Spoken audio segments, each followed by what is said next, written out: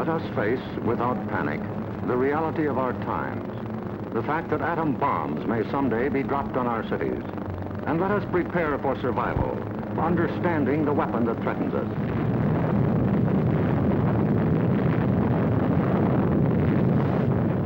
An atom bomb destroys or injures in three ways: by blast, heat, and radioactivity.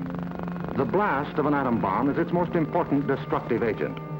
In Japan, whole buildings were flattened by its force. However, many buildings of sturdy construction, even though close to the explosion, remained standing. The principal dangers of blast are flying glass and debris, the fires it may start, and the danger of being crushed in collapsing buildings. The atom bomb destroys by heat. People caught in the open as far as 2 miles away suffered flash burns. Yet, protection could have been easily achieved. Here, a bridge post and rail shielded the surface behind it. Any solid material afforded similar protection.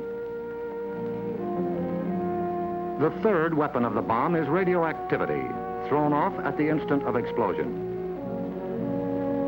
However, the majority of people exposed to radiation recovered completely, including a large percentage of those who suffered serious radiation sickness.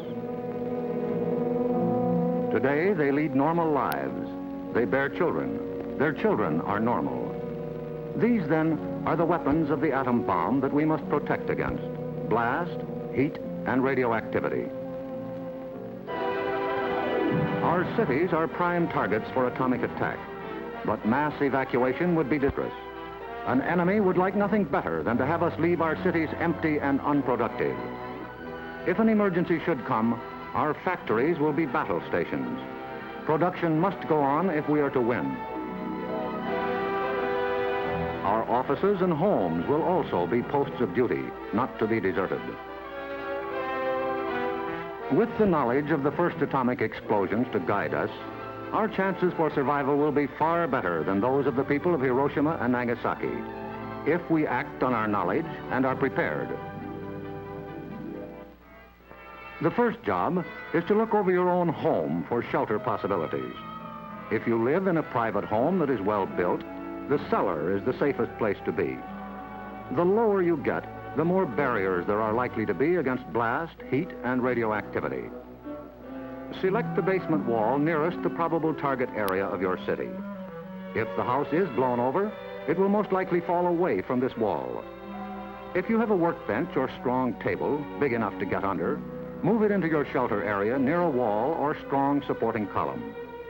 If the time comes when you actually have to take shelter, lie under the table.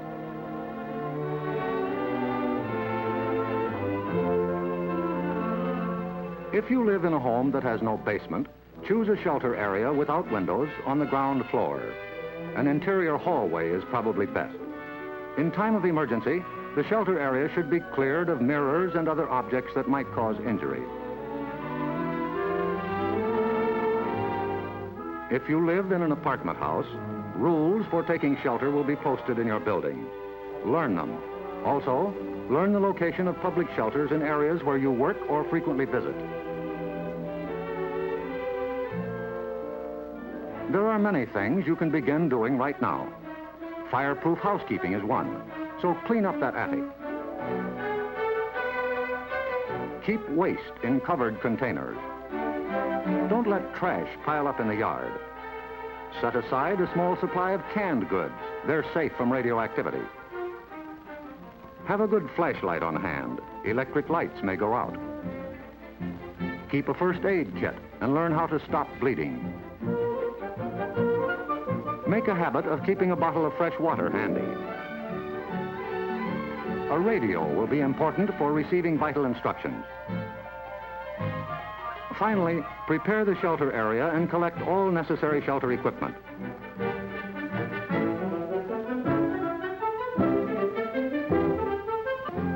In case of an actual raid or test drill, the alert will be a warbling siren blast lasting 3 minutes.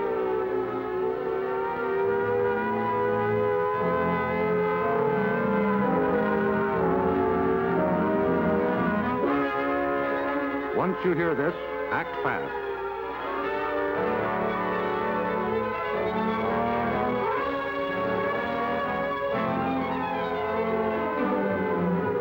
Pull down the shades or blinds and close the drapes against flying glass.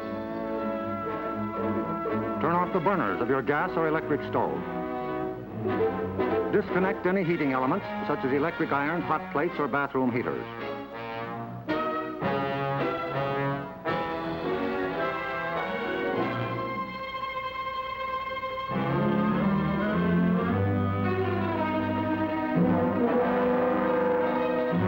Close all outside doors, but leave them unlocked.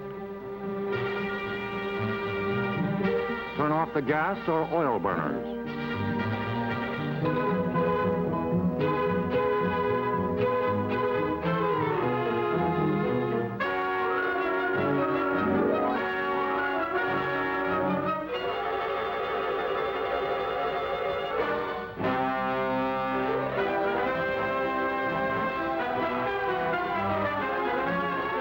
Taking shelter may be a race against time, even when you have some advance warning.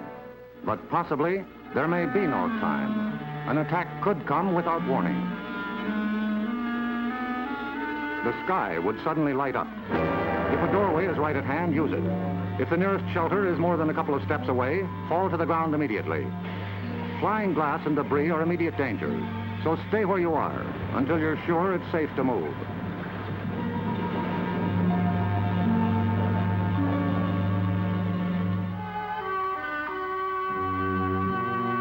If you are at home when a surprise attack occurs, crawl beneath a table if it is very near, or drop to the floor with your back to the window.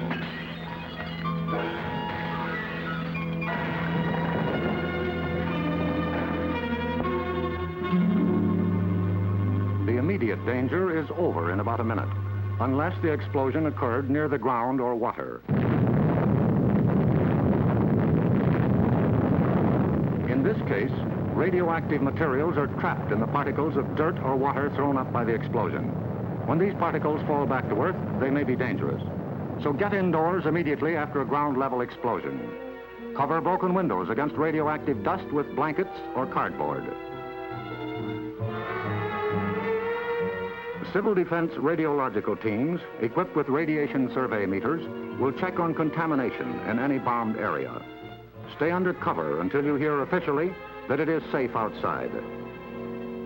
If you have been exposed to radioactive dust, wash the exposed areas. Pay particular attention to your hair. Get all the dirt from under your fingernails. If the people of Hiroshima and Nagasaki had known what we know about civil defense, thousands of lives would have been saved. Yes, the knowledge is ours, and preparation can mean survival for you. So act now. Someday your life may depend on it.